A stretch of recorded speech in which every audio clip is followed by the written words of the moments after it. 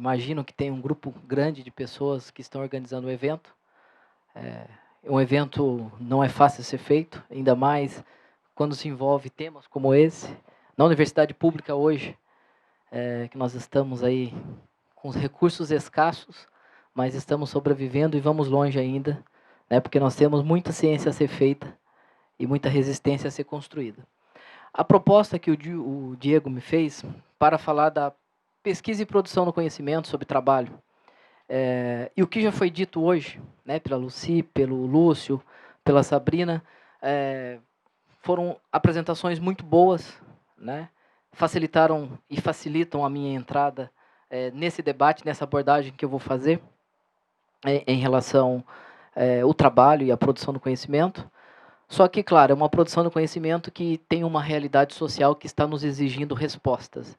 Nenhum conhecimento que se produz por meio da ciência, aqui nós estamos fazendo ciência na universidade, seja, né, em qual curso, em qual área for, se faz sem levar em consideração a realidade sócio-histórica. Né, ainda mais numa conjuntura que nós estamos vivendo. No campo das chamadas ciências, né, nós temos uma fragmentação, né, e várias gavetas que coloca cada conhecimento, cada produção, né, dentro de uma fragmentação que às vezes nós sabemos cada vez mais de menos. Né, isso é muito ruim. E matamos uma concepção de sociedade, matamos uma concepção histórica que produz os indivíduos. Eu vou tentar fazer um movimento inverso. Né, vou tentar fazer uma apresentação breve do que seriam os princípios da produção do conhecimento relacionado ao trabalho e vou entrar e enfrentar um pouco a nossa realidade sócio-histórica e vou pautar um pouco a reforma trabalhista, tá? Dentro de um projeto que eu venho desenvolvendo, ainda com recurso do CNPq, que se chama Ideologia da Modernização Trabalhista no Brasil. Quero colocar alguns elementos que, no meu ponto de vista, são centrais, analisando como que, numa concepção de ideologia, e aí, claro, sou refém, né, e herdeiro de uma concepção de ideologia que vem da teoria social marxista, né, passa por um filósofo húngaro, que, no meu ponto de vista, que é o Lukács, um dos principais estudiosos e pensadores do século XX, né, que a ideologia não é simplesmente uma falsa consciência, é uma forma das classes sociais intervir na realidade, no momento de conflitos, seja eles os mais diversos, e direcionar os seus projetos de classe. E daí, a partir disso, eu vou mostrar um pouco qual que foi a atuação da burguesia brasileira, especificamente das confederações, a Confederação Nacional da Indústria e a Federação da Indústria do Estado de São Paulo, como que elas, né, essas duas, né, agindo, né, conjunta e junto com toda a classe trabalhadora industrial brasileira, e não só industrial, atuaram radicalmente na proposta do novo Pacto Social do Brasil, nas novas formas que regulam, né, os contratos de trabalho, e radicalizaram, né, a concepção do capital, né, e minimizaram ao máximo as condições do trabalho no Brasil. Então, é essa a ideia. Por isso que eu abri aqui, né, trabalho e produção de conhecimento nas ciências sociais.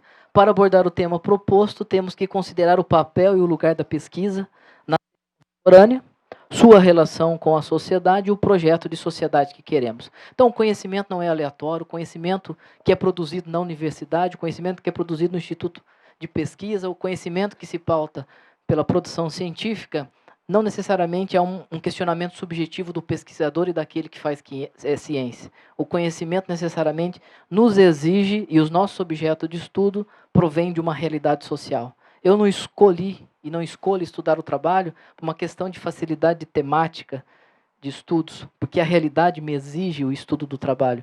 O enfrentamento da ciência que me coloca em xeque essa sociedade necessariamente nos exige quais objetos, quais temáticas, né, quais temas de estudo eu vou enfrentar. E hoje, mais do que nunca, né, estudar o que nós chamamos de contradições do capitalismo, contradições da luta de classes no Brasil, é uma exigência para nós. Né? Hoje foi apresentado aqui, né, a Lucy fez uma explanação perfeita, né? Ela conseguiu mediar, né, a fundamentação teórica com as suas expressões fenomênicas. Vamos entender, né, que a produção dos fenômenos faz parte da essência. Depois vieram, né, os dois companheiros aqui, tanto a Sabrina como o Lúcio, apresentou a condição de trabalho no setor sucroalcooleiro. É uma condição que, né, mata, que acidenta, uma condição que minimiza o tempo de vida do trabalhador dentro e fora do trabalho. Então, estudar seja na enfermagem, seja no serviço social, na fisioterapia, na pedagogia, na medicina. As condições do trabalho e como o trabalho se dá na vida dos indivíduos é uma exigência científica que nos cobra, né, um posicionamento e ainda mais, nós que estamos na universidade pública, temos uma exigência, né, uma cobrança muito grande. Tá? Então não é uma questão só de o Ricardo, ou o Diego, ou a Lucy acha essas temáticas importantes, a realidade que nos cobra. Tem um filósofo brasileiro, muito pouco lido e muito pouco conhecido na universidade, que é o professor José Chazin, tá? Amados por um e odiados por muitos, que ele dizia que a pesquisa científica e o conhecimento produzido tem que ter uma relevância humano-genérica. Né? Tem que ter uma relevância humano-genérica. Eu vou pesquisar não é porque eu quero preencher o meu currículo Lattes, ou ser mestre, ou ser doutor, né? Eu tenho que pesquisar o que a realidade me exige. E é um questionamento humano-genérico que me coloca a produzir uma ciência autêntica. Existe a ciência melhor ou a pior? Não, a ciência que responde às condições sócio-históricas que nos são exigidas. Tá? Hoje, mais do que nunca, estudar, por exemplo, no meu ponto de vista, o que se deu pós-reforma trabalhista é uma exigência nossa. Tá? A reforma da Previdência, né, a emenda constitucional 95, que gerou um novo, um novo regime fiscal para o Brasil, os resultados disso serão catastróficos a médio e longo prazo. Então, a pesquisa nessa conjuntura que nós estamos vivendo, extremamente contra-revolucionária, ela tem um caráter também de denúncia, né, que tem que passar por nós, e essas denúncias têm que ser feitas dentro de uma fundamentação sócio-histórica. Por isso que, passa a segunda. Por isso que a minha ideia é o seguinte, eu resgato aqui, né, o professor Steven Mesaros, no livro dele, O Poder da Ideologia, que ele vai dizer, né, que o princípio orientador fundamental da concepção de ciência, que, claro, uma concepção materialista, histórica da ciência, se converte em assumir o controle sobre todos os aspectos do processo de reprodução social, desde aqueles diretamente envolvidos nas condições materiais básicas de existência da humanidade, até as mais mediadas atividades artísticas, teóricas e criativas da vida dos indivíduos sociais. Nós não estamos numa condição de fazer da ciência, né, essa situação que seria a mais mediada possível, assumir o controle da reprodução humana. Né? Nós não conseguimos assumir o controle de uma lógica de produção de capital, né, porque necessariamente nós vivemos duas relações dentro da nossa sociedade que são muito simples quando nós observamos essas duas relações pelo âmbito da chamada crítica da economia política. Eu acho que todos aqui, se não, né, leram algum manual ou alguma introdução de economia política, se não, vai ouvir falar pela primeira vez, ou se já, vai ficar muito simples, quando nós deparamos com duas fórmulas, né, bem pensada pelos economistas políticos clássicos, Adam Smith e David Ricardo, depois por Marx. São duas fórmulas simples. Uma que é a relação social capitalista, que é o D acrescido. E a outra é o MDM. Uma relação que é vender a força de trabalho, trocar por salário e voltar no mercado de novo para comprar alimentos é o trabalhador. É o MDM. O trabalhador entra nessa relação. Por isso que ele entra para vender a sua condição de trabalho. E a outra é do capital, do dono dos meios de produção, que é o DMD acrescido. Entra nessa relação para lucrar. Queiram ou não, essa relação é o que sustenta as classes sociais. Tá?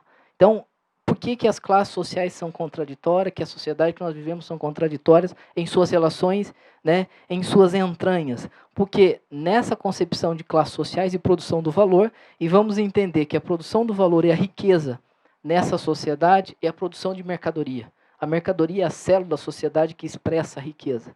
Quem produz mercadoria são aqueles que necessariamente têm a riqueza e, no caso, acumulam a riqueza. Então, essas duas fórmulas são fundamentais, nada mais, nada menos, porque uma classe entra para sobreviver da venda do que o restou, que é a força de trabalho, e a outra entra para lucrar. Então, isso é radicalmente contraditório, uma coisa simples, mas é o fundamento dessas condições socio-históricas nossas. E que, às vezes, nós não levamos isso em consideração, questões básicas, nas formas de produzir conhecimento. Às vezes, você questiona a saúde do trabalhador, mas não relaciona, né, ou a saúde da população não relaciona a sua condição de trabalho, eu acho que é um meio caminho. Tá? Você questiona a educação, não relaciona a forma como a educação de classe são produzidas. Então, são meios caminhos, por isso que, do meu ponto de vista, fazer um movimento que leva em consideração todas as produções da reprodução social em nossa existência, que vai desde as questões de reprodução imediata até as artísticas, numa sociedade de classes, passa por entender essa contradição, esse antagonismo radicalizado, que é uma classe entra para sobreviver, né, e a outra entra para lucrar. Isso é fundamental na produção da ciência que nós nos propomos a fazer e que hoje, mais do que nunca, nos são exigidos. Só que isso é muito pouco. Tá? Mais do que nunca, nós temos que produzir conhecimento e ciência dentro de uma condição socio-histórica determinada. E por isso que eu coloco como elemento aqui central, temos que entender a realidade social que nós nos inserimos. Uma questão é você falar da reprodução social, do cortador de cana, do trabalhador do frigorífico, da mineração, e estudar a tradição e a constituição socio-histórica do Brasil. Tá? Outra questão é falar dela só enquanto fenômeno. Eu acho que seria fundamental, na nossa produção teórica, nós temos muita atenção em relação à constituição socio-histórica do Brasil, e não só do Brasil, da América Latina. Então, não que eu sou adepto, mas eu levo em consideração, né, duas categorias fundamentais, que é o imperialismo e a dependência. Se formos pensar na produção do conhecimento sobre trabalho e as pesquisas que fazemos, temos que levar em consideração a dependência dos países, principalmente a sua constituição histórica na América Latina, e o imperialismo, né, que se dá necessariamente, em princípio, em relação ao Brasil, Inglaterra, né, e agora Estados Unidos, e aquela velha ideia do comércio triangular. Não sei se vocês já ouviram falar, né? Se não, indico um dos mais belos livros já escritos, que é Capitalismo e Escravidão, do Eric Williams. Né? Ele vai fazer uma abordagem, né, sobre o comércio triangular, uma coisa muito simples. Enquanto o Engels, que a professora Lucia apresentou aqui, estava explicando a situação de saúde, doença e condições de trabalho dos trabalhadores na Inglaterra, os irlandeses que chegavam até a Inglaterra para trabalhar em Manchester, o Eric Williams ele faz um estudo mostrando a condição do trabalhador, entendeu? Que foi uma força de trabalho escravizada que veio da América aqui, que veio da África aqui para a América. Ele vai mostrando como que se dá a produção de capital em relações sociais não especificamente capitalista, mas produzindo, vamos dizer, na periferia para a acumulação de riqueza e desenvolvimento industrial da grande indústria. Então, o Eric Williams ele resgata a ideia do comércio triangular. O que é o comércio triangular?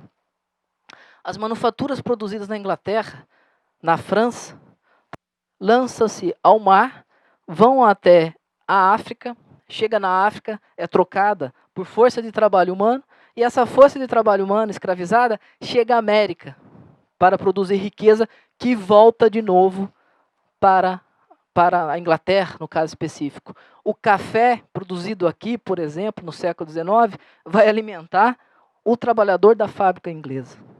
E vai produzir em grande escala. Tá? O açúcar produzido aqui vai alimentar a Europa e vai desenvolver, dentro da divisão internacional do trabalho, alguns países, né, que entram nessa relação social de imperialismo e dependência. Alguns entram para perder e outros entram para ganhar. Eu não sei se vocês já leram, mas indico mais uma obra fundamental, que é o livro do Galeano, As Vias Abertas da América Latina. Esse livro eu acho que, para produzirmos conhecimento na Universidade Brasileira, na Universidade Latino-Americana, se é essa expressão que o Nildo, meu amigo, adora, esse livro tem que ser lido na primeira fase. O professor de metodologia científica, ele tem que chegar para os alunos, não dar a instrumentalidade neocantiana, subjetivista, né? Manuais de metodologia científica são importantes, não estou descartando, mas primeiro tem que dar a realidade para o aluno compreender e questionar a realidade. Tá? A realidade socio-histórica, eu estou dizendo. Se vocês lerem no primeiro ano, quem não leu ainda dá tempo. Tá? As Vias Abertas da América Latina, a primeira frase do livro do Galeano é o seguinte: alguns países na divisão internacional do trabalho entram para perder e outros entram para ganhar. Ele está explicando o imperialismo e a dependência. Ele está explicando o que a Sabrina e o Lúcio falou aqui de manhã. Tá explicando as intervenções da Lucy, né, e as denúncias que nós fizemos dos frigoríficos, da mineração, né, do corte de cana-de-açúcar. Está explicando por que cabe, dentro dessa divisão internacional do trabalho, o Brasil ser o maior exportador de carne, produz e exporta, o minério no Brasil ser uns grandes processos de exploração, tá? O minério que dizima comunidades inteiras, como Brumadinho e Bento Rodrigues, tá? Depois, se der, eu quero falar um pouco disso também, tá?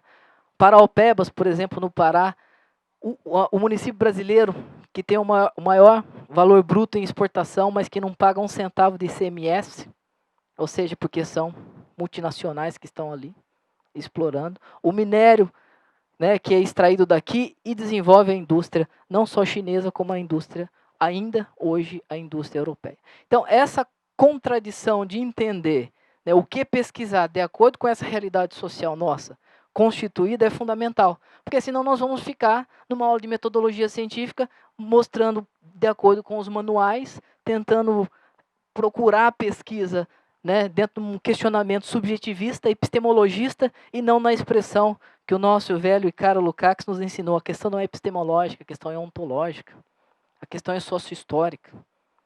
Tá? A questão não é epistêmica, é a questão nós temos que conhecer a realidade social, nós temos que estudar a história, nós temos que dar teoria social, com teoria social e conhecimento da realidade, nós vamos ter as melhores pesquisas. Nós não precisamos ficar preocupados em descobrir ou caçar talento ou objeto de estudos. Nós temos que conhecer a nossa realidade, que daí vai pulsar, vai pular à nossa frente o que nós devemos estudar. Então, essa é a primeira mensagem. Então, por isso que a questão não é epistêmica, não é epistemologia, né? A questão é ontológica, é forma histórica, né, de constituição das nossas contradições, dos nossos dramas, dos nossos conflitos, e que necessariamente nós precisamos compreender para entender a reforma trabalhista, a reforma da Previdência, para entender o movimento hoje que está posto sobre a nossa realidade, que vai dizimar, né, um conjunto significativo da sociedade brasileira no que diz respeito à reprodução social e as condições mínimas que são necessárias para o indivíduo ter saúde, para o indivíduo ter educação, ter assistência, ter previdência. Então, por isso que eu coloquei ali a realidade socio-histórica. Pode passar, Ana. Rapidamente aqui, né?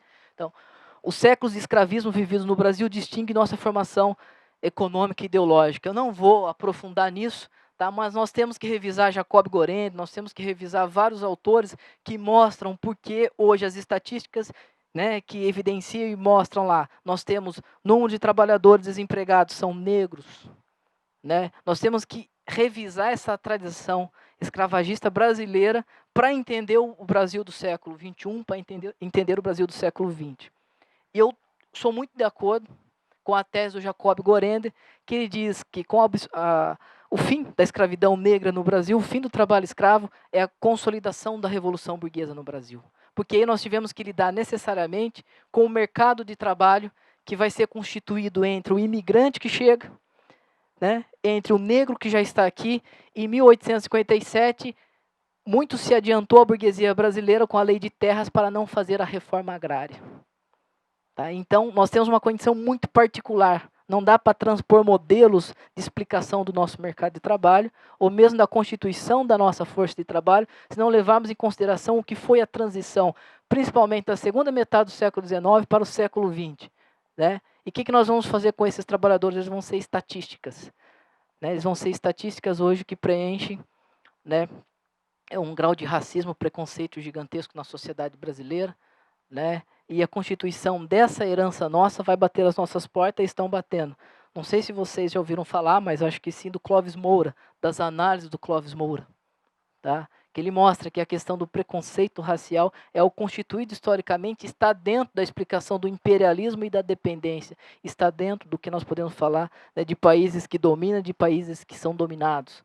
Tá? Isso foi fundamental para a consolidação do poder político dos estados capitalistas no século XX, uma denúncia precisa que precisa ser resgatado. Então, não temos como avançar sobre o entendimento do trabalho e nossas pesquisas se não passarmos por isso, né?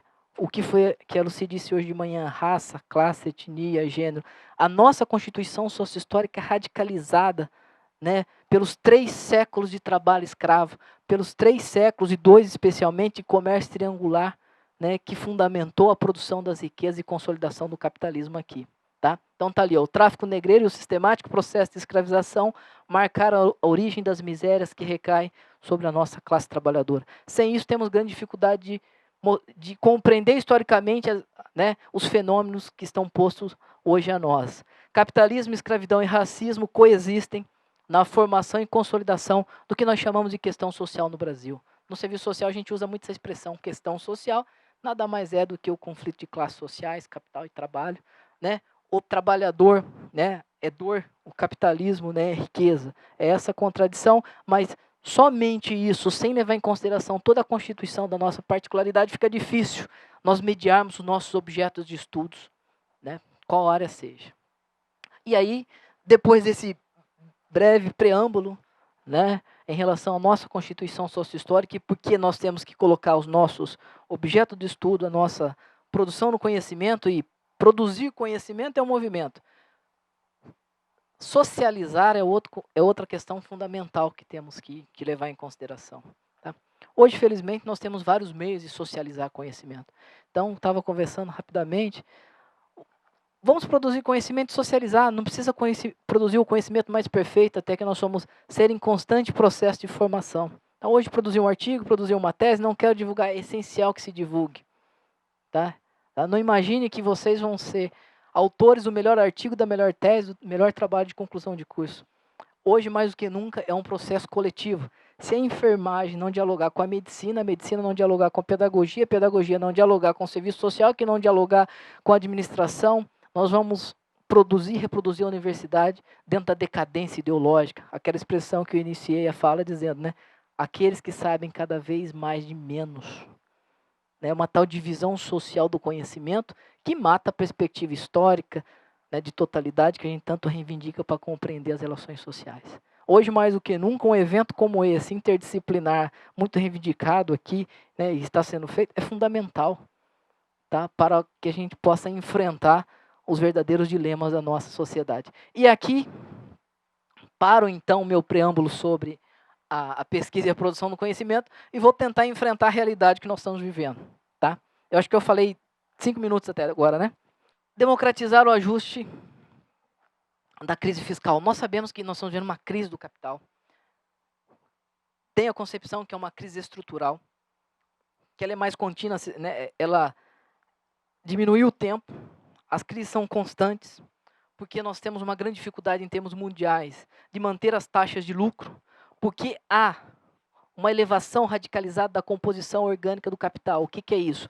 Há uma produtividade e uma ciência que produz mercadorias de todos os tipos, né? Mercadorias que satisfazem a necessidade do estômago à fantasia, que cada vez mais reduz o número de força de trabalho empregada em alguns locais e em outros, por não desenvolver a tecnologia, intensifica o trabalho. Então, a produtividade e a intensidade do trabalho são dois movimentos fundamentais para a produção do valor, como já foi bem posto aqui hoje de manhã. Tá?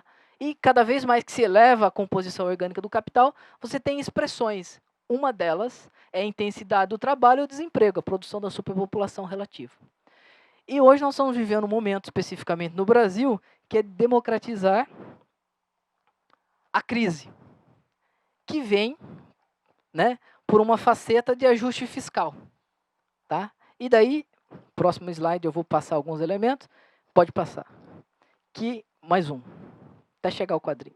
Que, na verdade, nos enquadraram, né, dentro dessa democratização dos ajustes fiscais, que são privatizações que já estão ocorrendo e são aceleradas, contra-reformas, diferente das reformas clássicas, que muito bem foi saudado pelo movimento operário, que eram as conquistas da economia política, as conquistas da economia política do trabalho ao longo da primeira até os anos 60 do século XX. Hoje nós estamos vivendo contra-reformas radicais, né? Direitos que foram conquistados historicamente pela classe trabalhadora com muitas lutas, hoje eles são banidos, né? Eles nem são reformados, eles são banidos, eles são extintos, né?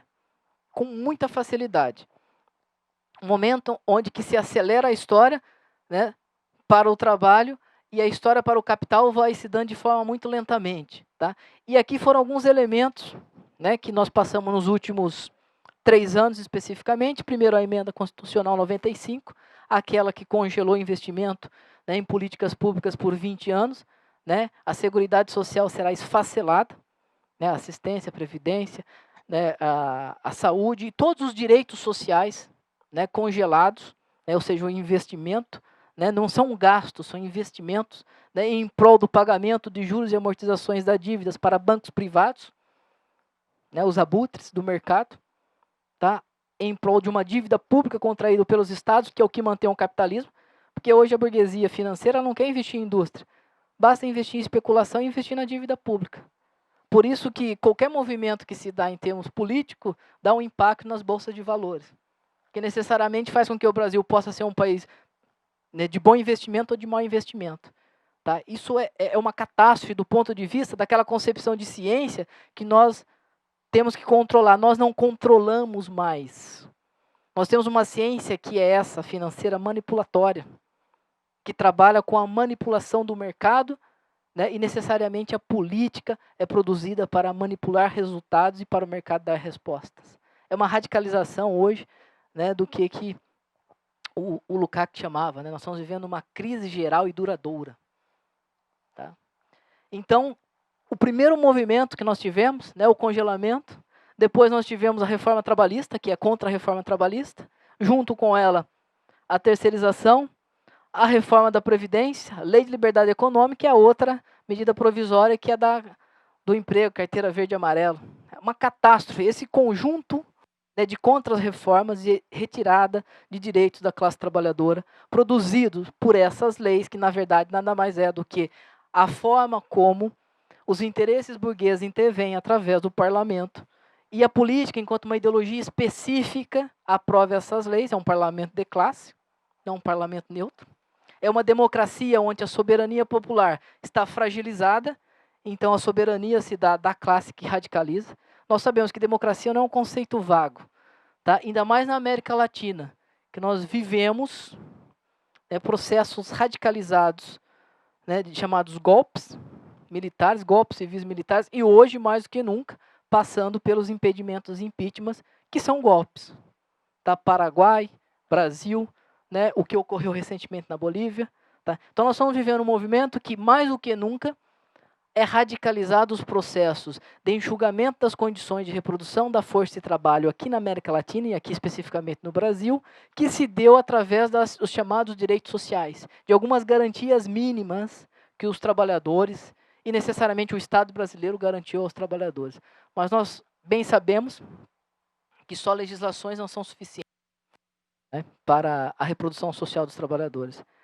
Ainda mais são legislações que garantem direitos. Mas a burguesia, intensificada com sua fome voraz, né, por mais valor, e principalmente aqui a Confederação Nacional da Indústria, a Federação da Indústria do Estado de São Paulo, porque a Fiesp, porque é uma das mais importantes estados que representam a burguesia nacional, né? Não sei se vocês se recordam do patinho amarelo que ia para a Avenida Paulista. Ali era um acordo direto de apoio ao golpe para que passasse a terceirização. Como a Fiesp fez também em 64, para o fim, né, do trabalho, da garantia de trabalho pós 10 anos numa empresa, confunde garantia de tempo de serviço na ditadura. As federações e as confederações burguesas, principalmente industriais na América Latina, são muito ligadas aos golpes, são muito ligadas contra revoluções e aos processos autoritários produzidos na América Latina. E na pesquisa, e aqui eu vou entrar especificamente na minha pesquisa, vem acompanhando todos os documentos da Confederação Nacional da Indústria e vou fazendo uma sondagem de como que ela foi intervindo depois e como ela foi produzindo conhecimento, produzindo ideologia para radicalizar com os poucos direitos que existe, né, que existia para a classe trabalhadora. Pode passar, Ana. Estou andando para lá, para cá, né? Os principais ideólogos da reforma trabalhista, né, lobistas de bancos, indústrias e transportes. Sorte que nós temos o The Intercept Brasil, que denuncia mais do que muitos por aqui, né, nessas terras, né? E pode passar mais uma. O The Intercept, logo no movimento de constituição desse documento, que hoje é a legislação trabalhista no Brasil, logo ali no movimento, ele lançou uma reportagem mostrando quem são os verdadeiros elaboradores dos artigos que compõem hoje a CLT, a reforma trabalhista. Né? E daí coloca aqui, ó, reforma trabalhista dos patrões. 850 emendas foram apresentadas à Comissão Especial da Reforma Trabalhista. Tá aqui, ó, 292 emendas foram integralmente escritas por lobistas e associações que reúnem grandes doadores da campanha. 153 das emendas redigidas por lobistas foram aceitas pelo relator e agora estão incorporadas ao projeto. O mesmo, né, que levou até o fim, elaborou essa reforma trabalhista, que é o Marinho, é o mesmo da reforma da Previdência, é o mesmo que está fazendo um estrago com direitos sociais no Brasil e fazendo as reformas tão necessárias para que o Brasil tenha competitividade no mercado mundial. Qual que era, vamos dizer assim, um grande argumento, né? O custo do trabalho no Brasil, dentre eles, né? O custo do trabalho no Brasil é muito alto, nós temos que reduzir um pouco o custo do trabalho. Depois eu quero mostrar, finalizando a fala, essa questão.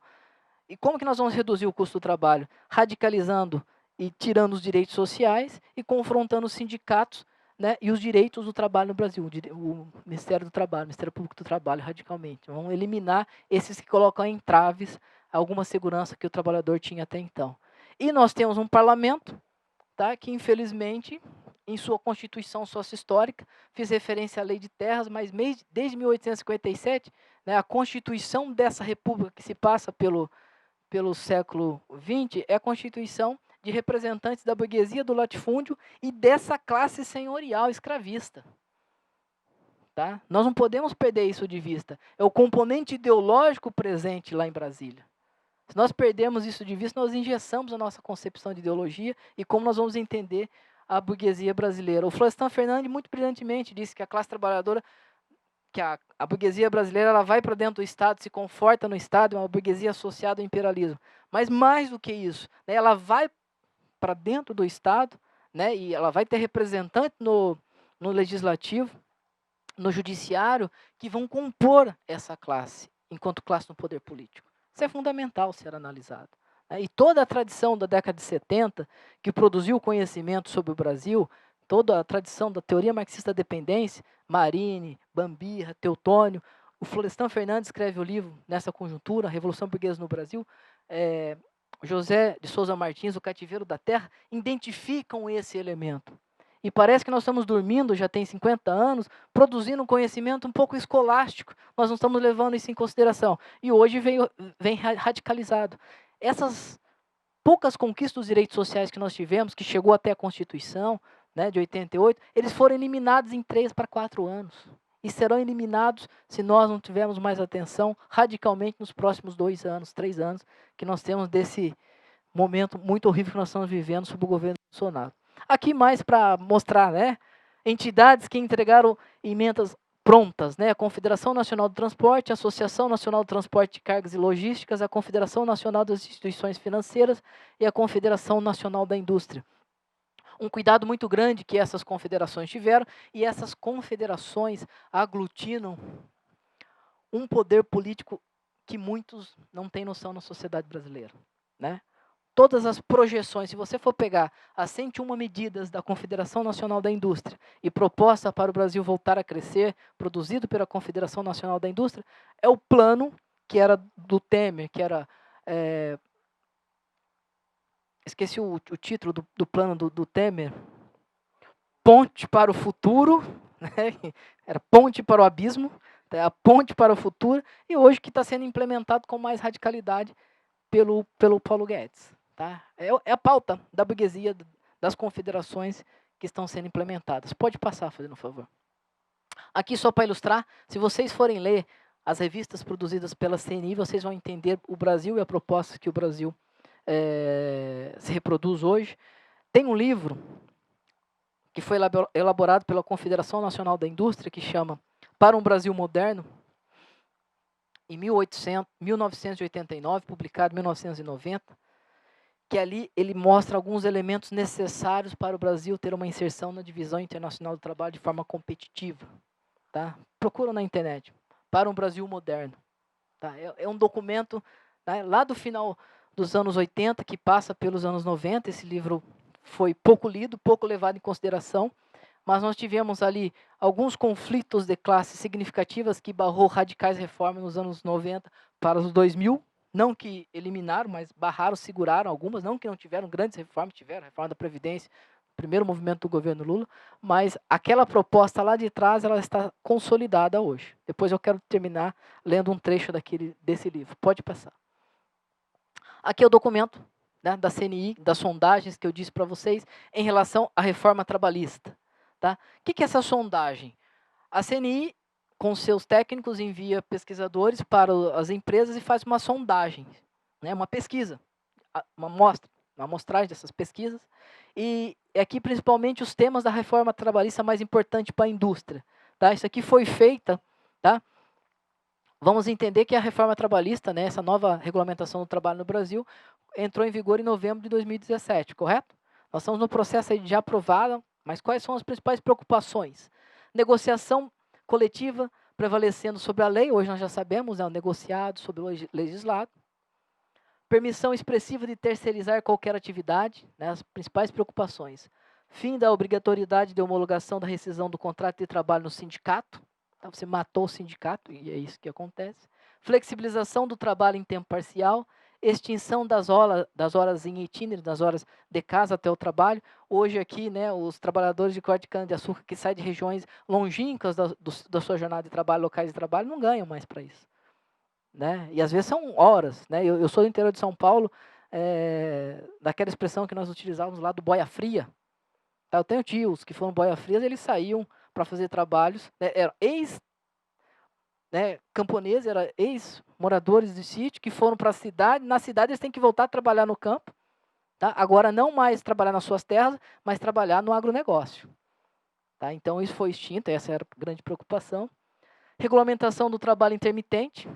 Tá? Você trabalha 1 dia, 2 dias, algumas horas, tá? Contribui de acordo com essas horas, terá aposentadoria com 170 anos. Tá?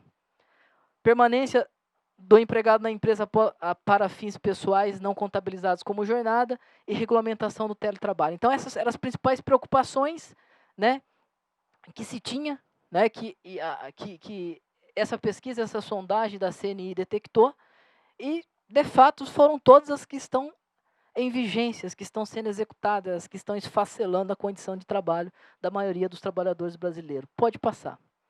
A próxima. E aqui, as principais dificuldades. Aqui está com 2017, só que é 2018. Então, dado errado aqui. Depois de 1 ano de reforma, né, quais são as principais dificuldades para o cumprimento efetivo das regras? Quais eram as principais dificuldades? Tá? Oposição dos sindicatos, não é por isso que arrebentaram com o sindicato, a contribuição sindical, e muitos acharam interessante, porque agora os sindicatos vão ter força para fazer a sindicalização. Um sindicalismo que a Rosa Luxemburgo já bem denunciou quando fez a crítica à social-democracia alemã, né, onde o Bernstein pensou o parlamentarismo e o sindicalismo enquanto saída. Ela foi lá e fez uma análise falando assim, ó, aí está caminhando para a reforma. Tá? Não que não seja importante as conquistas da economia política do trabalho, mas esse movimento, né, que nós podemos chamar de socialista, que vai para dentro do parlamento e vai para dentro das associações de classes, vai cada vez mais se afastando de uma transformação necessária que a sociedade precisa ter. E o sindicato ele foi se conformando. Claro que nós temos sindicatos de todas as tendências, mas o sindicato hoje tem grande dificuldade de enfrentar essa radicalização que as legislações foram retirando as suas conquistas históricas para se manter. Então, daí o fim do imposto sindical, as formas criadas para, né, que não tenham o desconto, né, por mais que caiu aquela normativa, mas o ataque ao sindicato não, né, começa já lá com Tati, é bem denunciado, mas agora no Brasil está sendo radicalizado. Radicalizado é a extinção mesmo do sindicato enquanto mediador classista, né, dessa compra e venda da força de trabalho. Então eles tinham essa preocupação, é a primeira questão. Não é por acaso que o ataque ao sindicalismo, né, o movimento sindical está sendo radicalizado principalmente no 1 ano e meio. A resistência do judiciário trabalhista, querendo ou não, nós temos uma tradição de juristas do trabalho muito interessante no Brasil.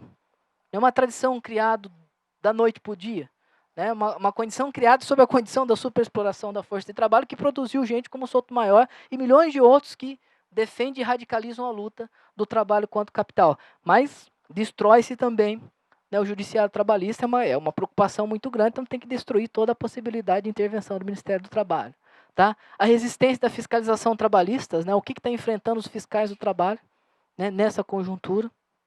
Aumenta a dificuldade para a negociação coletiva e daí outras questões secundárias, mas essas 3 principais, né, é o que foram todas propostas hoje de radicalizar com a justiça do trabalho, eliminar, quando eu digo radicalizar, é eliminar a justiça do trabalho, e que eram preocupações dessa burguesia nossa, né, que é uma burguesia associada ao imperialismo, é uma burguesia herdeira da nossa Constituição sócio-histórica, tá, que se reproduz aqui necessariamente para acumular o necessário para a reprodução social, mas sobre os ditames imperialistas. Nós não temos nenhuma burguesia nativa, como se pensava naquela velha concepção de que antes do golpe de 64 é possível ter uma burguesia nacionalista que tem um projeto para a nação. Nós não temos. Esse não foi o projeto da burguesia nacional constituída aqui nessas terras. Tá? Pode passar, Ana.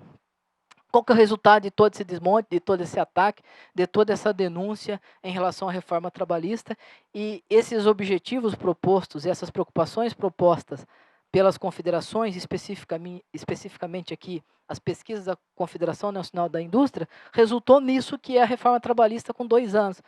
Fizemos agora aniversário de 2 anos da reforma trabalhista, não temos nada a comemorar, né? Muito pelo contrário, temos muito a chorar, né, dessas condições que a maioria dos trabalhadores se encontra, mas trabalho, primeiro aqui, né, uma compreensão, né, fraudes, ilícitos, crimes são legalizados contra os trabalhadores e trabalhadoras, que são isso mesmo, foram legalizados crimes, né, onde você retira direitos historicamente, né, condições de trabalho insalubres, né, que são legalizadas, aí várias outras radicalizações que se dão. A informalidade no Brasil, eu estou com esses dados de outubro, isso daqui, de uma atividade que eu participei em Belém, pode ser que tenha pequenas mudanças, né, mas a informalidade batendo na casa de 40% da força de trabalho ativa no Brasil, a rotatividade que é alta no Brasil, que já veio desde a criação do Fundo de Garantia por Tempo de Serviço com a ditadura militar, mas ela tende a se estender, principalmente hoje, com a carteira verde e amarela, que você contrata um jovem, tem um limite de 2 anos para ele ficar na empresa, depois você pode mandar embora, a rotatividade vai ser incentivada, né? Vocês jovens, né? Não estou falando de nós velhos, né? Vocês jovens vão enfrentar essa realidade. A guria falou ali, guria porque é expressão do sul, né? A menina disse assim, eu vou entrar nesse mercado de trabalho. Se vocês não compreenderem esse mercado de trabalho, tá?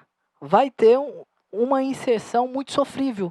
A saída foi que a Lucy disse aqui, adoecimento, radicalizados. Tá? O adoecimento hoje no trabalho é algo que você não consegue mais falar de trabalho sem falar em doenças, saúde, né, que são dilapadas nesse trabalho. Né? O desemprego batendo na casa de 12 milhões, né?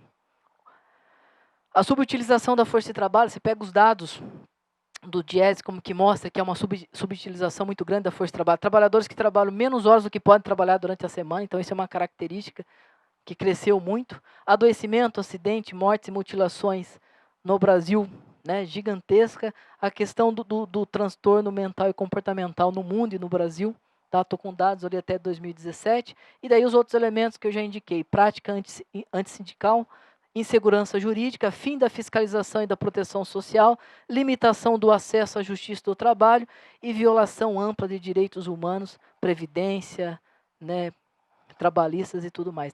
É uma conjuntura, não você como a Rosa Weber, né, que ela parece que vai votar a favor, de repente ela vira o voto. Né? Eu estou denunciando tudo isso que é necessário, que a gente tenha um conhecimento.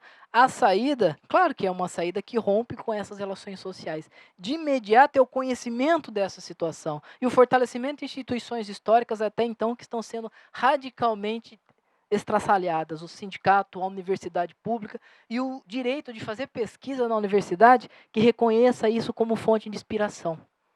Pensando inicialmente no que eu disse, a pesquisa não é um questionamento subjetivo. Qualquer pesquisa que leve em consideração o trabalho, a saúde, tem que ter esse contexto sócio-histórico como pano de fundo, porque senão vai ficar uma apologética, não vai levar essa constituição sócio-histórica. Não precisa ser precisamente assim como, né, nos elementos que eu disse, mas tem que levar essa conjuntura, né, porque senão vai ser uma apologética, vai ser um conhecimento pelo conhecimento e que cada vez mais nos sufoca, né, diante dessas condições que nós estamos vivendo. Então, hoje, fortalecer o movimento sindical, fortalecer a universidade. Não sei se vocês acompanharam, e com certeza estão cientes, mas uma questão é quando atacaram o marxismo ocidental. Lembra? O marxismo cultural, melhor dizendo. Atacaram o marxismo cultural, nenhuma associação de sociologia, antropologia falou assim, ó, estão atacando as ciências sociais. Quando atacou a filosofia e as ciências sociais em geral, a sociologia, todas as associações corporativas puxaram, né, manifesto. Né? A questão é o seguinte, importante, vamos puxar manifesto, vamos colocar em pauta a necessidade e a importância das ciências sociais e humanas para a universidade, porque você não forma nenhum profissional sem o conhecimento da sociedade. Vamos trabalhar assim. Mas quando atacaram o marxismo cultural, ninguém falou nada. Então, enquanto ataca o marxismo, tudo bem. Enquanto ataca essas ciências que não colocam em evidência nas suas análises a luta de classes, tá? Daí, se colocam, a gente vai deixar o marxismo morrer sozinho. Então, foi isso. E esse conjunto de ataques que nós estamos vivendo na universidade. Os financiamentos, né, para a produção do conhecimento. Eu editoro uma revista de 23 anos, que é a revista Catálisis. 23 anos, Qualis A1, se mantém como Qualis A1. É uma revista que não terá um centavo para o próximo ano para editar. Uma revista que tinha 30, 25 mil reais para fazer sua editoração. Qual foi a justificativa? É uma revista que não está na prioridade da ciência e tecnologia do Brasil, porque a minha revista fala de direitos sociais, fala do preconceito racial, da discriminação, dos direitos mais diversos possíveis da sociedade, faz defesa do gay, faz defesa de todas as diversas formas de expressão dos desiguais na sociedade. Então, ela, claro que não vai ser prioritária para a ciência e tecnologia, porque está enfrentando esse padrão de ciência, que é ciência que só pensa ao lado do capital, não pensa ao lado da reprodução do trabalho. Pode passar. Pode passar mais um? Aqui, tá? Então, fecha o parênteses, para vocês verem que não estou louco, não estou delirando, falando dessas questões. Um último documento que eu estava analisando, da Confederação Nacional da Indústria, é um documento que diz respeito ao custo unitário do trabalho em dólar, no mundo e no Brasil.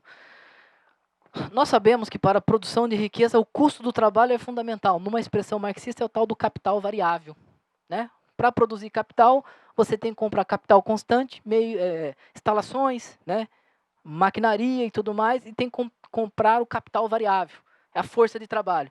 O que produz o verdadeiro valor não é a máquina no máximo transfere valor fracionado. O que produz novo valor é o trabalho, é a exploração da força de trabalho diante da sua jornada de trabalho, do tempo excedente de trabalho. Ali que está o grande segredo do capitalismo, ali que está a explicação radical da crítica da economia política em relação às outras formas de sociedade. Aqui você produz o valor numa sociedade de classes, apropriando o trabalho não pago do trabalhador. Certo? E a CNI é radicalmente marxista, faz análise radicalmente marxista, dentro da chamada lei do valor. A lei do valor é a lei da gravidade na sociedade capitalista. Queira ou não, tá? Eu já cansei de tentar explicar para aqueles que não querem. Queira ou não, a lei do valor é a lei da gravidade. Pá. Se você produz mercadorias com menos tempo de produção, levando em consideração a intensidade e a produtividade do trabalho, o teu preço em relação aos demais podem ser menor. Você tem uma extração de mais-valia extraordinária de um setor para o outro, de uma empresa para outra. Tá? Dentro das relações dos países imperialistas e os países dependentes, claro, os países que têm mais tecnologia produzem mercadorias, né? Se for um setor só específico, vou dar um exemplo. Um setor só específico produz, por exemplo, tá? Viagem, sapatos. As que têm mais valor, tem mais produtividade do trabalho, forças produtivas mais desenvolvidas, produz o sapato lá e aqui nós produzimos aqui. Em sua maioria, eles lá conseguem apropriar do mais valor extraordinário, porque tem tecnologia mais desenvolvida. Para manter aqui, você tem que tirar do couro do trabalhador. Por isso que tem a explicação da tese da superexploração do trabalho, a intensidade do trabalho, a extensão das jornadas. Então, isso é uma relação que tem que ser comparada entre setores e tal. Mas dá um exemplo para vocês, já estou finalizando. Então, esse elemento é central. E a CNI, quando faz essa análise, é constante, né, do custo unitário do trabalho no Brasil, ela detectou e está muito feliz que o custo unitário do trabalho no Brasil é o indicador que calcula, a partir da evolução da produtividade, dos salários e da variação do câmbio, o dólar, tá, entre os países que o Brasil faz relações, né, de importação e exportação e como que está. Então, teve um custo unitário do trabalho no Brasil menor, ou seja, baixou o custo do trabalho unitário no Brasil, menos 16,1. Isso é ótimo. A CNI está maravilhosamente feliz, porque o custo com a força de trabalho diminuiu de 2017 para 2018. Tá? Radicalmente agora. Por quê? Em razão dessas reformas. E vai diminuir mais. Qual foi o país que teve a diminuição maior do custo unitário do trabalho no Brasil? A Argentina. Tá? E há uma tendência, essa tendência aqui, né, de acordo com os especialistas da Confederação Nacional da Indústria, que o custo unitário do trabalho no Brasil baixe ainda mais, chegue na casa dos 25% a 26% ainda no fechamento desse ano. Então, percebam, o ataque, quando eu abri lá, é democratizar o ajuste fiscal, democratizar a crise do capital. para o lado do trabalho. O Beluso, né, é um economista palmeirense. Ele, uma reportagem na Carta Capital, ele foi muito feliz. A saída da crise para o Bolsonaro é taxar a pobreza. É isso. O Fundo de Garantia por Tempo de Serviço vai ser taxado o trabalhador que está desempregado. R$100 para quem está ganhando seguro-desemprego é muito dinheiro. Tá? Todas as contra-reformas, que é a destruição dos poucos direitos, estão sendo em razão da taxação dos nossos ganhos. A reforma da Previdência, né, não sei se a Lucy já sabe isso, vai dar uma bocanhada a partir de janeiro no nosso salário, tá? De todos os servidores. Tá? Então, a questão é quem que está pagando o pato da Federação das Indústrias do Estado de São Paulo, Patinha Mara? Quem que está pagando o pato? O trabalho. Quem está pagando o pato?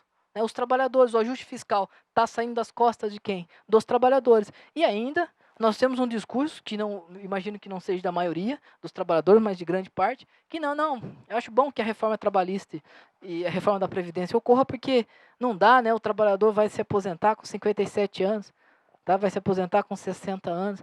É que ninguém leve em consideração, né, essa vida eterna que seja de 2, 3 dias, né, de trabalho, é um trabalho excedente, é um trabalho apropriado, né, daquele que produziu. Ninguém leva em consideração a luta de classe, mas nós, enquanto ciência, que fazemos na universidade aquela concepção, né, a ciência ir para além do fenômeno, né, e na essência do processo, né, nós não podemos ficar só com essa fenomenicidade, só com a produção. Nós temos que entender o processo e como ele é produzido em sua constituição socio-histórica. Por isso que o materialismo, a razão histórica dialética, é fundamental hoje, seja em qualquer área. Né? O velho filósofo húngaro, o Lukács, ele dizia, né, a minha preocupação é fazer com que o materialismo histórico seja um método que lança à luz as ciências, não as ciências sociais, só as ciências naturais.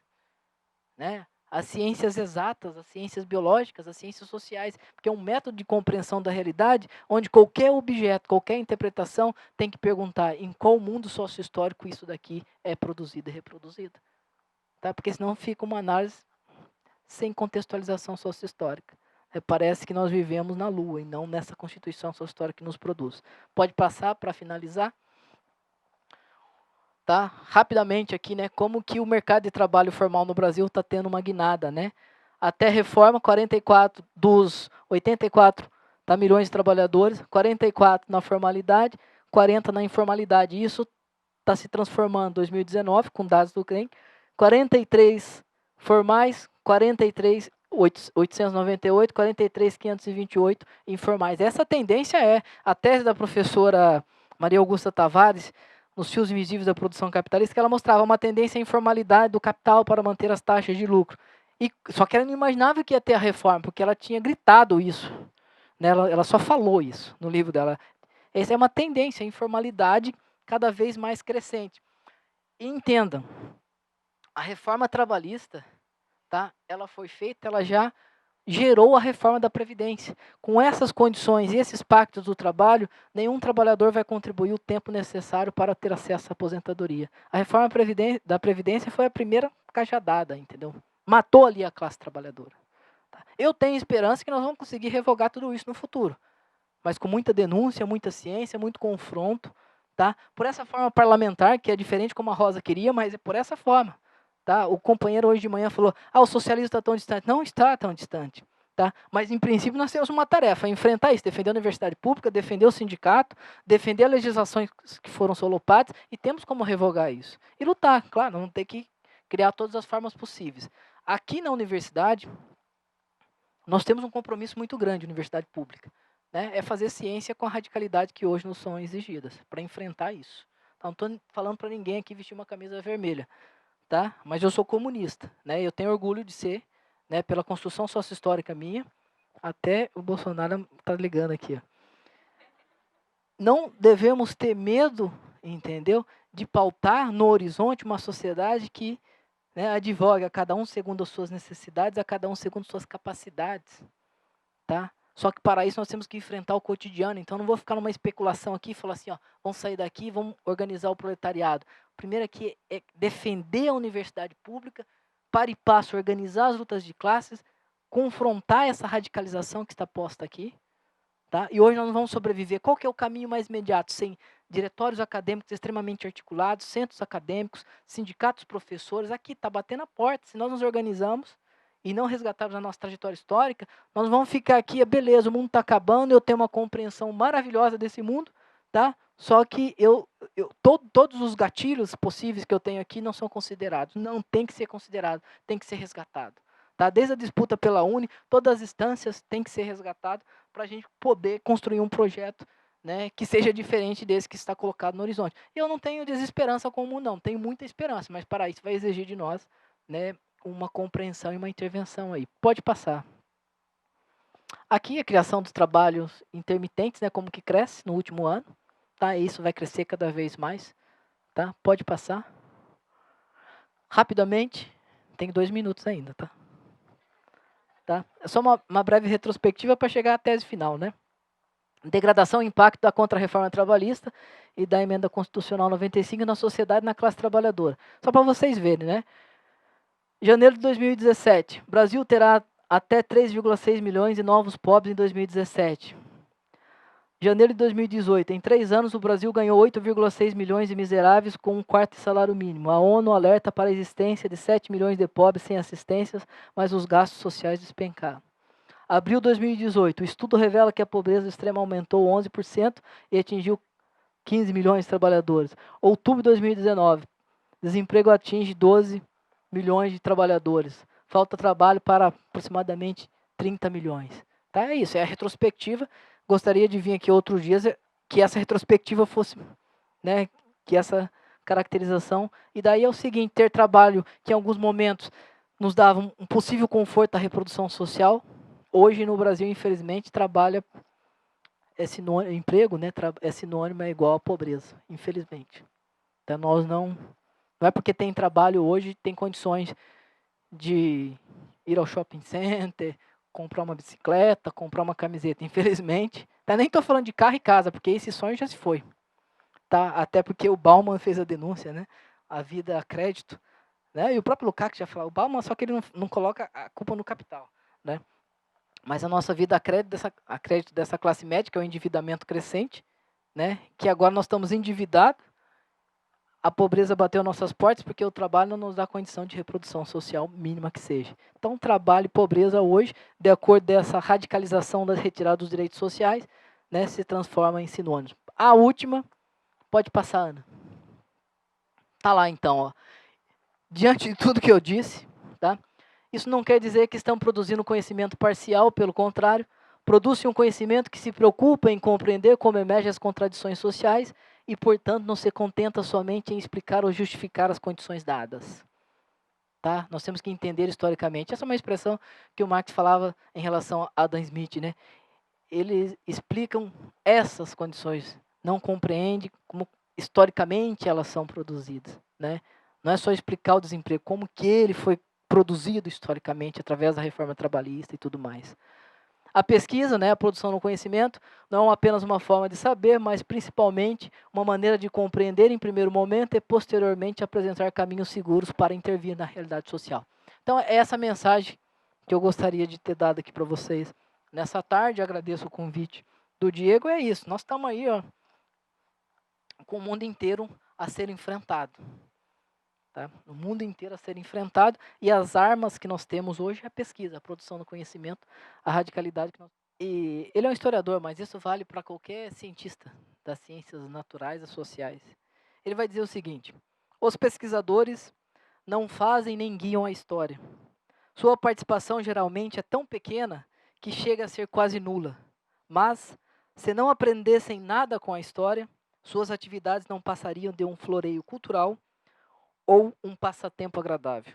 E seriam igualmente inócuas nesses tempos conturbados. Então não vamos fazer da pesquisa e da produção do conhecimento um floreio cultural ou um tempo perdido. Vamos fazer dela, né, um enfrentamento dentro aí da necessária luta de classe. É essa a ideia. Valeu, obrigado. Professor Ricardo, parabéns pela sua explanação, né? Uma bela aula de análise de conjuntura, não só nacional como internacional, né? Então dá para situar a gente na realidade cruel que a gente foi inserido aí nesses últimos anos, né? Uma triste realidade, né? A gente vinha num momento de algumas reformas importantes para não só para a classe trabalhadora, como para todo mundo, né? Para todos nós. E aí, de repente, a gente entra num túnel aí que tá difícil enxergar essa luz no final dele, mas eu acho que a gente não pode desesperar, né? Apesar de toda a realidade cruel, a gente não pode desesperar nem desanimar, né? Porque bate de um lado, a gente tem que ser como fermento, né? Batendo de um lado e a gente crescendo de outro, né? Então, organizar a nossa luta, organizar a nossa resistência para impedir, na verdade, o retrocesso a um século ou 2 séculos atrás, né? A reforma trabalhista, como você colocou, foi um ponto fundamental para desmantelar todo o sistema, né? Inclusive o sistema de proteção social, que é o que a gente trabalha aqui, né? Nossa seguridade, como você colocou, né? Previdência sendo desmontada, desmantelada, destruída, né? A saúde, né? Cada vez mais tem uma portaria, tem uma recomendação, tem uma nova política que vem descaracterizando uma política que já vinha sendo construída desde a década do início da década de 90, né? Com a construção do SUS, etc. Né? Então, assim, uma coisa que me chamou a atenção, que eu já ouvi em alguns momentos, mas nunca parei para estudar, é a estabilidade do trabalho, do trabalhador, da iniciativa privada, que pouco se fala, né? Tanto é que, apesar da gente estar sempre discutindo essas questões, né, mas existia uma instabilidade, né? Eu queria que você discorresse um pouco sobre essa questão, para esclarecer um pouco mais. Obrigado e parabéns. Parabéns pela organização também, professor Diego.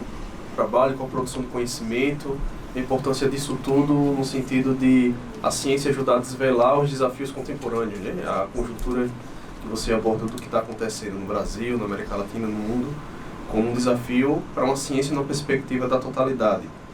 E aí, fechando o ciclo, essa conjuntura desse retrocesso de direitos sociais em geral, acaba incidindo também sobre a produção científica, tendo em vista, por exemplo, os cortes, né, em CNPq, em CAPES, a produção de conhecimento, a asfixia financeira da universidade.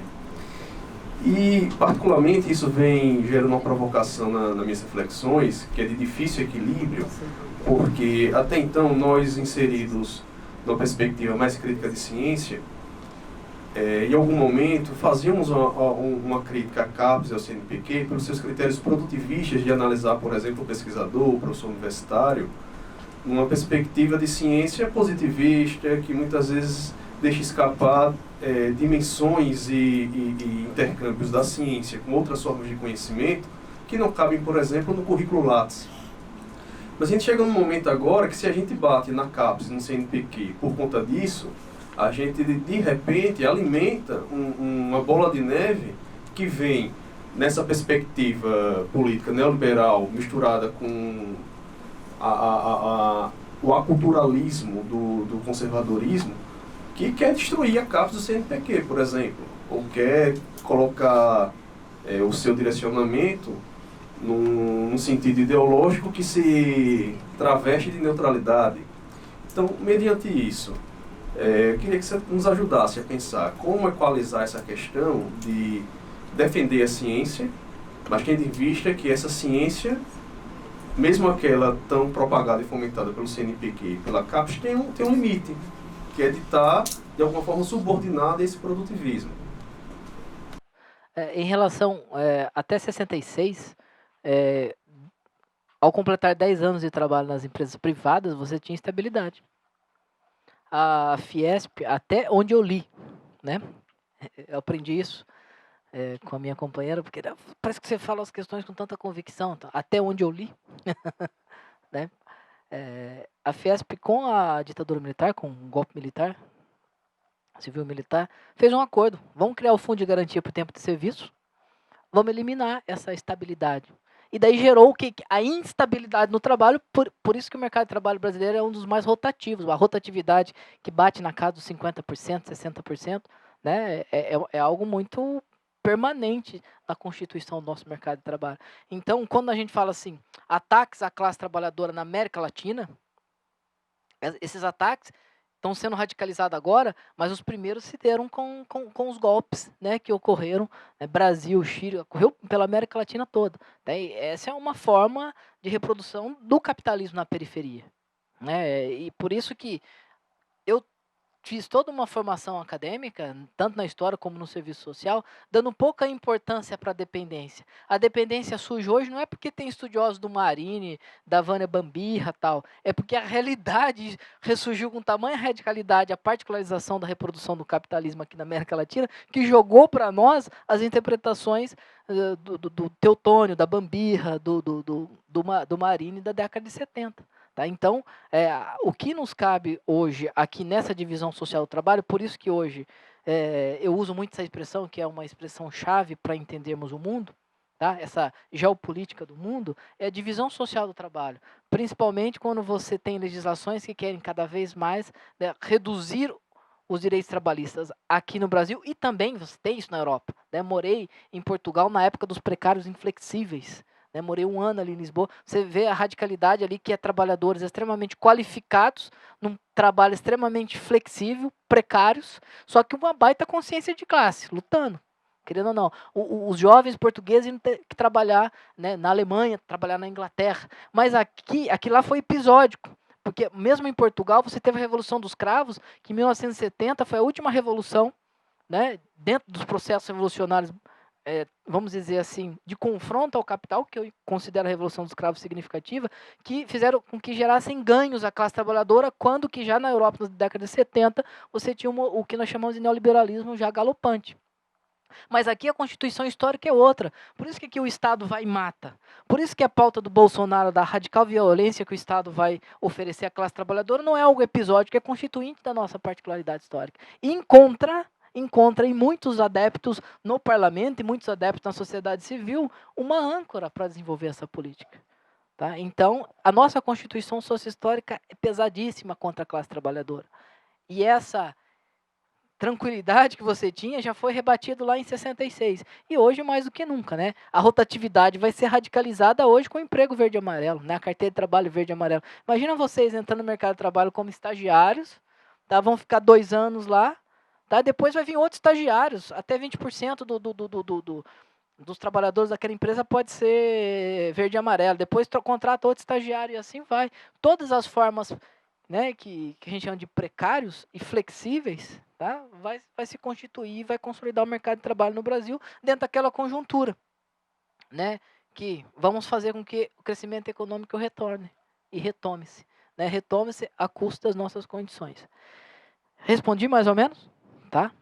Tem um texto que eu escrevi junto com um amigo, que é o Mauri, falando dos 50 anos da ditadura militar, e daí eu faço um pouco esse resgate específico sobre o Fundo de Garantia por Tempo de Serviço. Né? Hoje posso fazer outro, o Fundo de Garantia está sendo taxado.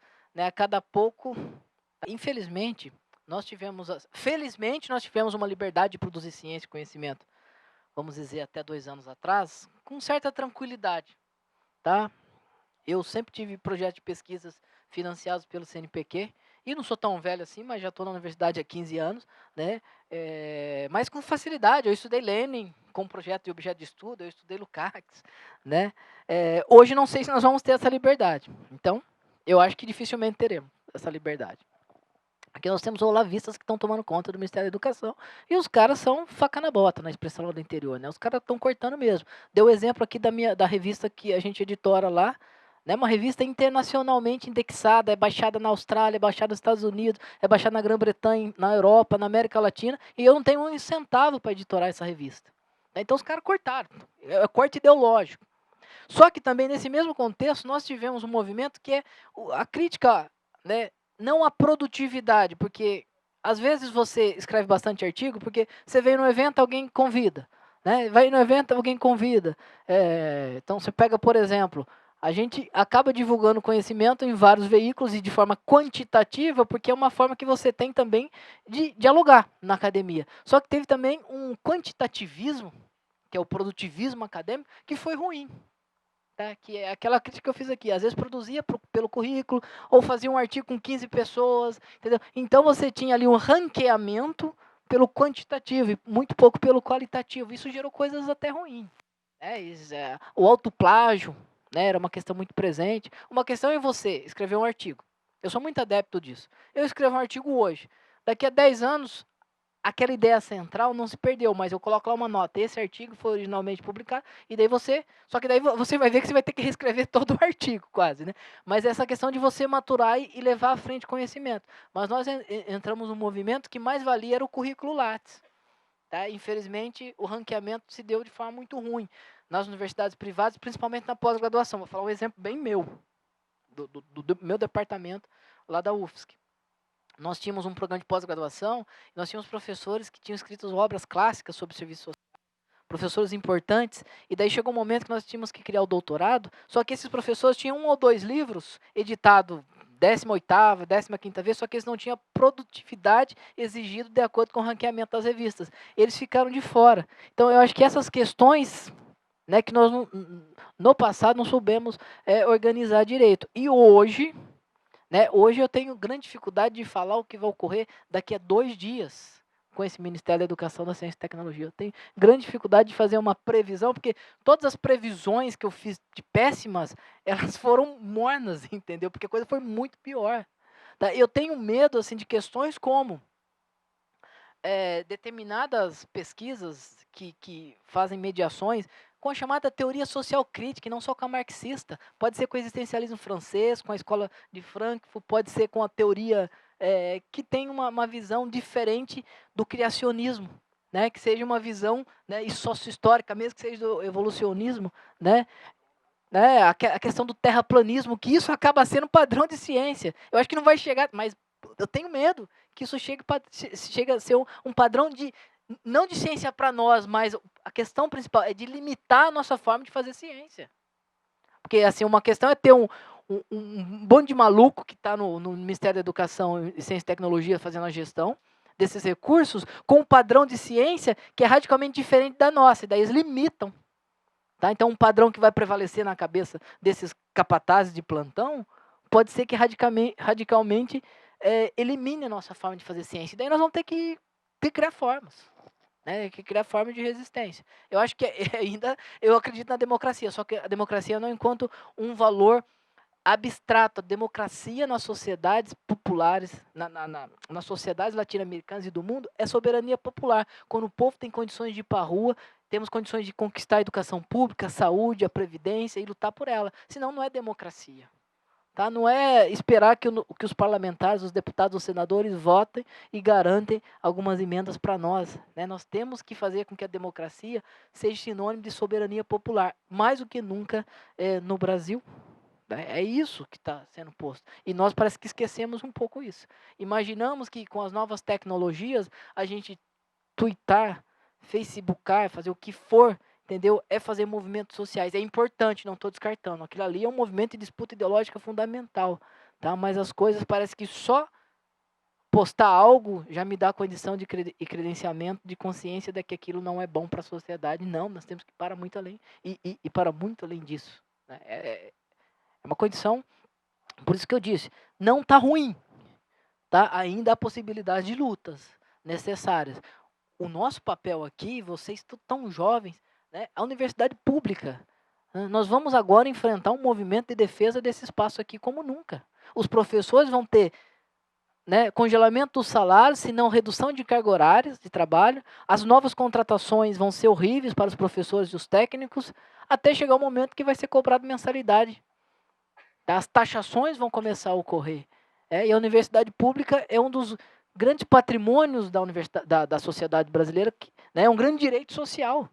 É o direito a pesquisar o que queremos, fazer contraponto, né, falar do que queremos do ponto de vista sério, né, honesto. Né, é uma conquista que nós tivemos e que hoje está sendo colocada em xeque. Né. Eu não tenho medo, mas eu tenho reticência sobre o processo. Né. Se a gente não estiver muito atento e articulados, né? Se não tiver eventos como esse, nesses últimos 2 meses, aqui tive, em Belém, teve um em Florianópolis, teve um em Porto Alegre, fundamentais para a gente chegar e medir a temperatura. Um evento como esse, um sol desse à tarde, vocês estão aqui ouvindo, vocês não estão por acaso. Tá? Vocês querem uma universidade pública, vocês querem algo que tem que se somar. Ninguém tem aqui a fórmula, o segredo de como será o futuro e de como nós vamos enfrentar, mas nós temos disposição para sentar e dialogar. Tá? Isso é fundamental para nós. E temos que fazer isso de formas mais coletivas, que nenhum professor vai chegar aqui e vai mostrar como que deverá, o dever ser, né? É debatendo, é compreender os limites do Ricardo, os limites da Lucia, os limites do Diego, mas são também as nossas potências, discordei, concordo, vou levar à frente, vou fazer o debate. Tá? Hoje não é possível mais você fazer ciência sozinho, você produzir conhecimento sozinho. Tá? Não vai ter nenhum Marx mais. Tá? Vai ter um conjunto de indivíduos que vão pensar coletivamente. Tá? E esse enfrentamento, ainda mais na universidade, enquanto professor universitário, o tanto de carga burocrática que a gente tem. Tá? Eu sou muito cético quanto àquele que faz fazer a grande ciência, o grande livro, o grande artigo. A todo momento é o momento da grande ciência, do grande livro, do grande artigo, do grande debate. Né? Nós temos prontos, nós estamos eternamente construindo esse espaço. Mas é isso. Se tiver mais alguma questão...